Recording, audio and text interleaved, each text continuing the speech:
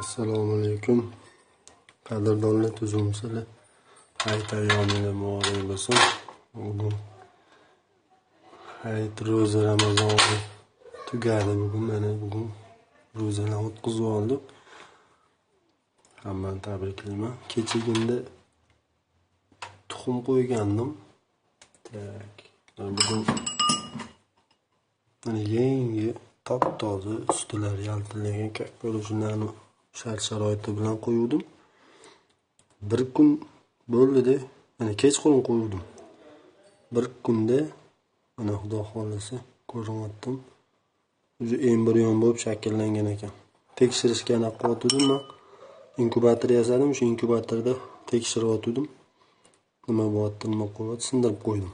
Bahonada sizlarga endi qanaqadir manfaatli bo'ladi deb video olishga harakat qilaman.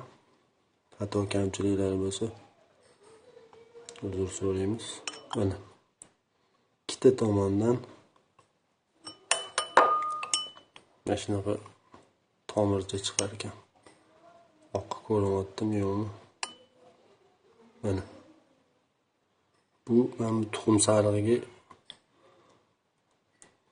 ilashib ketar ekan. Ikki tomondan chiqar ekanda.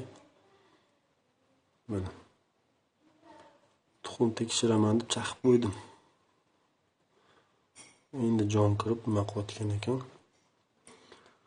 Gradus o'sha kuzatib borsanglar, inkubatorni ham ko'ramiz.